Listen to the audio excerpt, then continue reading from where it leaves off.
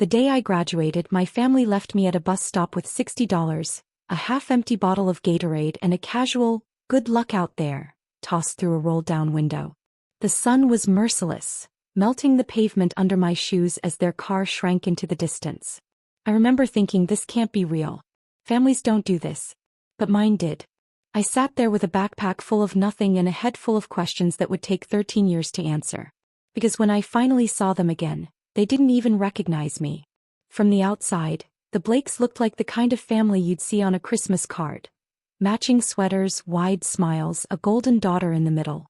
That was Natalie, the golden child. Perfect GPA, perfect hair, perfect timing to post every good thing online before anyone else could. And then there was me, Erica. The shadow cropped out of every picture. The backup plan no one asked for. Mom liked to say I was independent, but what she really meant was unwanted supervision. She ruled the house with manicured hands and a smile that could slice glass. Dad was quieter. He'd clear his throat before saying anything that might sound like disagreement. Most of the time he didn't say anything at all. The night before graduation we had dinner at a chain steakhouse off the highway.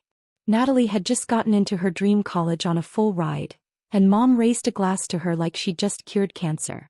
"To Natalie," she said, "the one who makes us proud." I smiled because that's what I was trained to do. When her gaze turned to me it was brief, obligatory. And to Erica, for finishing. Everyone laughed, except me. I didn't know that would be my last meal with them. The next morning was chaos. Caps, gowns, camera flashes, families hugging their kids tight. Mine stood at the edge of the parking lot like they were already halfway gone. When the ceremony ended I turned around to find them. Natalie was taking selfies with her friends. Mom was checking her phone. Dad was talking to a man from his office. I waved. No one waved back. We walked to the car in silence. I thought they'd drive me home, maybe go for ice cream like the other families. Instead we pulled into the bus stop off Route 9. The tires crunched against the gravel. I waited for someone to speak.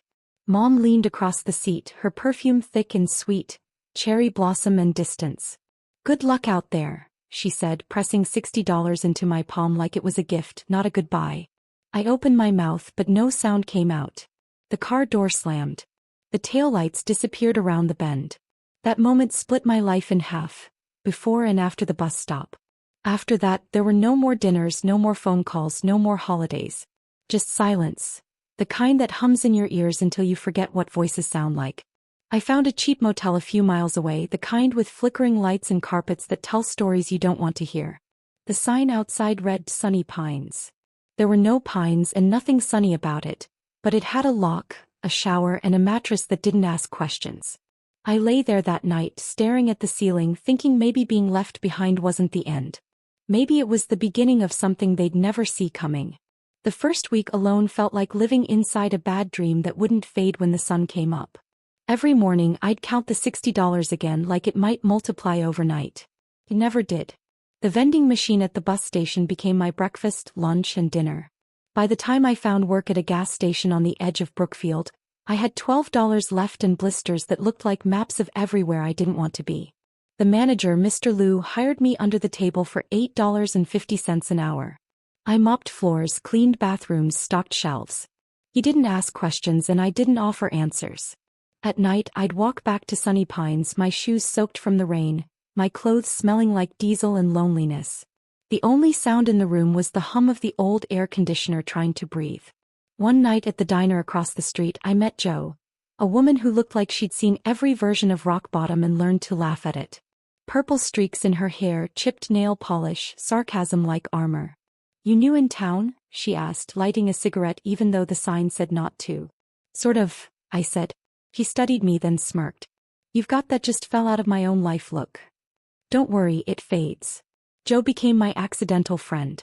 We'd talk after shifts, sitting on milk crates behind the diner, her three-legged dog Bruno snoring between us. She didn't pity me. She just listened and sometimes that was enough. Weeks passed. Then I met Caleb, a quiet man with calloused hands who ran a small woodshop near the edge of town. He came into the diner one morning and noticed the sketches I was doodling on napkins. Tables, shelves, anything with clean lines and hidden strength. "You draw?" he asked. "Just mess around," I said. He nodded toward the sketches. Come by the shop sometime.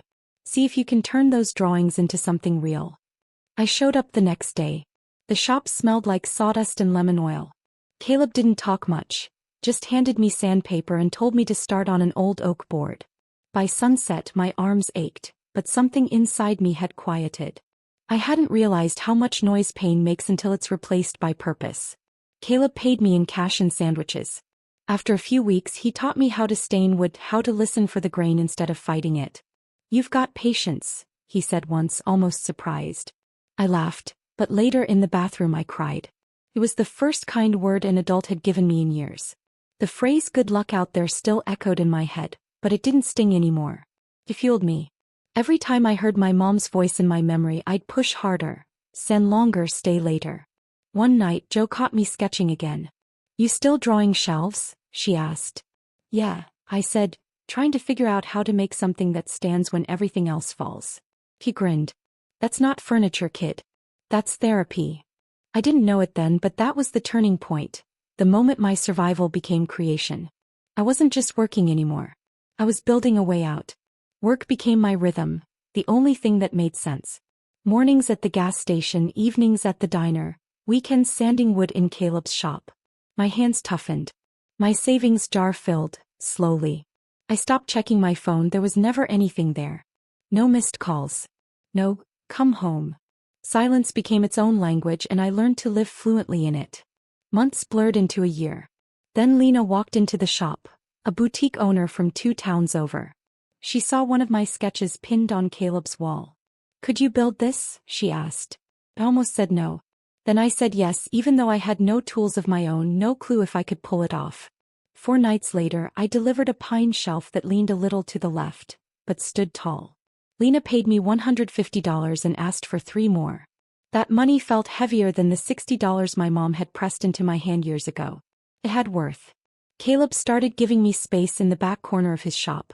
I taped a note above my workbench that said, "Break the cycle." Every time I looked at it I worked harder, quieter, steadier. The shop became my church.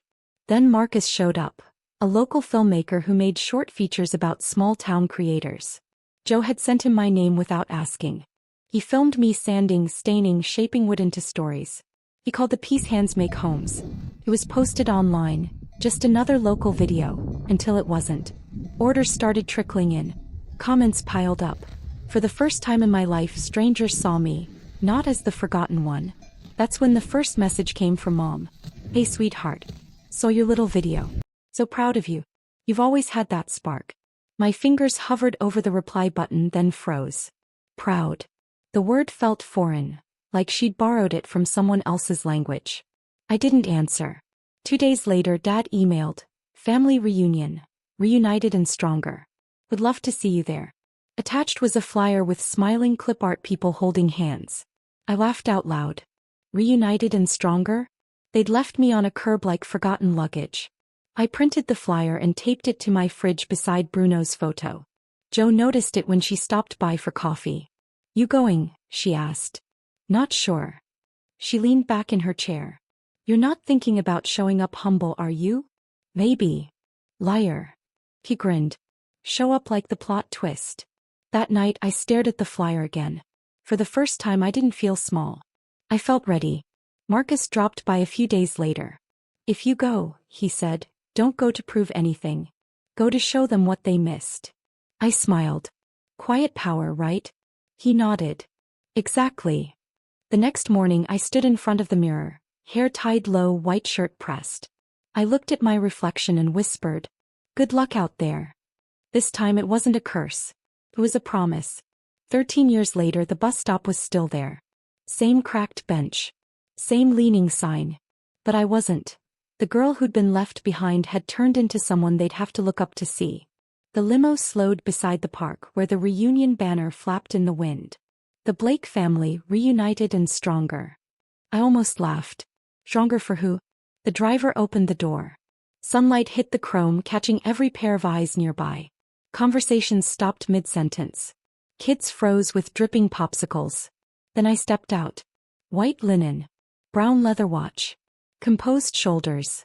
Silence spread like a ripple across the grass. For a moment none of them knew who I was. Mom's hand flew to her chest. Dad's plastic cup tipped, spilling punch down his khakis. Natalie, perfect as ever, said my name like a question she didn't want the answer to. Erica. I smiled slowly. Hey, stranger. It was like tossing a match into dry leaves. Whispers caught fire. That's her. Erica. The one from that woodwork video. I could see it click in their heads. The same woman they'd ignored was now the one strangers admired. Mom moved first, her heels sinking into the grass. You look different. I said. I grew up. She forced a laugh that sounded like glass underfoot. We're just so proud of you. Everyone's been talking about your success. I raised my cup of lemonade. Glad to give them something new to talk about. Dad stepped in, trying to look paternal. Didn't expect you to make it, kiddo. I didn't expect the bus stop, I replied evenly. He blinked, color draining from his face. Mom's smile faltered. The words hung there, heavy and sharp. Natalie swooped in, polished and perfect as ever. You didn't have to make it a statement. I didn't, I said. This is just who I am now. Her lips tightened. They never meant to hurt you. I know, I said. They just didn't care if they did. That shut her up. Around us, relatives began circling, buzzing like flies around honey they didn't earn. We always knew you'd turn out fine, Uncle Mike said, patting my shoulder like he'd trained me himself. Guess we raised you tough, Aunt Pam added. I smiled without agreeing. Funny thing about memory, I said quietly. It forgets who left first. Then came Sienna. Flawless, curated, beige everything. She carried a tray of brownies like it was an offering. Erica. What a surprise, she said brightly. Your aunt invited me. We met at a charity event. How inspiring your story was. Inspiring, huh? I tilted my head. She nodded, eyes glittering. I just wanted them to see how far you've come. I'm sure you did, I said. The smile on my face didn't reach my eyes. People started taking pictures. Phones out. Flashes blinking. My story suddenly their trophy. The same family who'd left me behind now posed like they'd carried me here. I set my drink down slowly, deliberately. You know, I said, there's something poetic about this. Dad frowned. About what? About leaving someone at a bus stop and watching them arrive in a limo. No one spoke. A bird chirped somewhere, the only sound brave enough to exist. Mom reached out as if to touch my arm. Erica, please don't be dramatic. We just wanted to reconnect. Reconnect. I repeated, the word tasting like dust. Like a plug you forgot existed? She flinched. I stepped closer, my voice soft but unshakable. You left me there with $60 and a bottle of Gatorade. You said, good luck out there. Like it was mercy. But luck had nothing to do with what I built. Dad tried to smile, weak and wobbly. Well, look how great you turned out. Maybe we did something right. No, I said. You just stopped doing anything at all. The wind shifted. Everyone felt it. The performance was over. I didn't want to scream or cry. I just wanted them to see. The quiet confidence. The steady hands. The peace they couldn't buy or fake. I'd spent years sanding down every splinter they left in me, until all that remained was strength. I picked up my purse. I should go. I've got work in the morning. Mom blinked. You're leaving already? I nodded. You didn't recognize me when I arrived. I figured I'd return the favor. A gasp rippled through the group. Natalie's jaw clenched. Dad looked away. Mom's eyes glistened, but whether from regret or embarrassment I couldn't tell. I turned toward the limo. Behind me the murmur started again, half pity, half gossip. I didn't look back. The driver opened the door. As I stepped inside, Bruno's bandana, Joe's gift, peeked from my bag. It made me smile. Through the tinted glass I saw Mom touch Dad's arm, whisper something. They both looked smaller, blurred by reflection and distance. The limo rolled forward, engine low and smooth. The park shrank behind me, voices fading to static. My phone buzzed once. Marcus's text. How'd it go? I typed back. They finally looked at me. Then added. And I didn't need to look back. Outside, sunlight spilled across the road. For the first time in years, the silence around me didn't feel empty. It felt earned. The limo hummed down the road, the air inside cool and still. I leaned my head back, eyes half closed, replaying the last hour like a movie I finally got to direct. No screaming. No begging. Just silence, sharper than any revenge speech ever could be. For years I'd dreamed of saying something grand, something that would make them regret everything. But standing there I realized I didn't need to. The distance itself had done the talking. When I reached the shop, the scent of sawdust wrapped around me like home. Caleb was sanding a tabletop. Joe was feeding Bruno scraps from a paper bag. Both looked up when I walked in. Joe grinned. So, did they combust? I laughed, shaking my head. No, just melted a little. Caleb chuckled, wiping his hands. That's the thing about rot. It looks fine on the outside until you cut into it. I went to my workbench. The note above it, "Break the cycle," was still taped there, edges curling from heat and time. I pulled a new sheet of paper from my notebook and wrote beneath it, "Done." Marcus showed up later that evening, camera bag slung over his shoulder. He didn't ask for details. He just set a cup of coffee beside me and said, "Looks like peace suits you." I smiled. Turns out it's my size. Outside, the sky dimmed into gold. The tools glimmered under the light, steady and patient, waiting for whatever came next. I stood in the open doorway of the shop, the last light catching the dust in the air like glitter. Behind me, every surface was built by my own hands. I thought of the bus stop, the $60 and that half-empty bottle of Gatorade and smiled. They didn't recognize me. And that was the point. If you've ever had to build yourself from nothing, I get it. You're not alone. Keep building your own story, one piece at a time.